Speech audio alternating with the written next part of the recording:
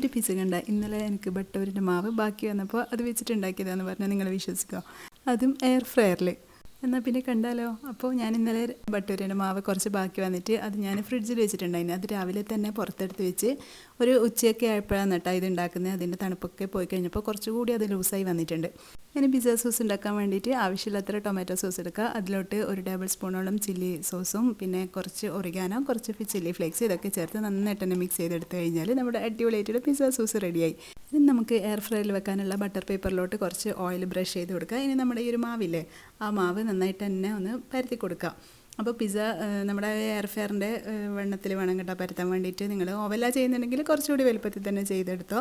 ഇനി നമ്മൾ 5 minute pre heat ചെയ്ത എയർ ഫ്രയറിലോട്ട് ഈ ഒരു ഡോ വെച്ച് കൊടുക്കുക. ഇനി ഇതിൻ്റെ മുകളിൽ നമ്മൾ നേരത്തെ റെഡിയാക്കി വെച്ച പിസ്സ സോസ് ചേർത്ത് കൊടുക്കുക. അപ്പോൾ ആ ഒരു ഡോയിൽ നന്നായിട്ട് തന്നെ ഫോക്ക് വെച്ചിട്ട് കുത്തി കൊടുക്കണം കേട്ടോ, അല്ലെങ്കിൽ പൊങ്ങി വരാതിരിക്കാൻ വേണ്ടിയിട്ടാണ്.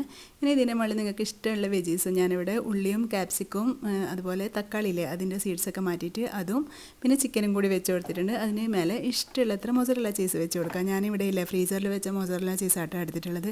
കുറച്ച് ഐസായിട്ടുണ്ടായിന്, അതുകൊണ്ട് തന്നെ നല്ല ഒരു എന്താ പറയുക ഒരു വലിയ ടെക്സ്ചർ വന്നിട്ടില്ല കേട്ടോ. എന്തായാലും കുഴപ്പമൊന്നുമില്ല, പക്ഷേ അടിപൊളി ടേസ്റ്റ് ഉണ്ട്. അപ്പോൾ 180 ഡിഗ്രിയിൽ 10 മിനിറ്റ് വന്നിട്ടാണ് ഞാൻ വെച്ച് കൊടുത്തിട്ടുണ്ടായ ടൈം. അപ്പോൾ വീഡിയോ ഇഷ്ടമായിട്ടുണ്ടെങ്കിൽ ലൈക്ക് ചെയ്യാനും കമൻറ്റ് ചെയ്യാനും മറക്കണ്ട. താങ്ക്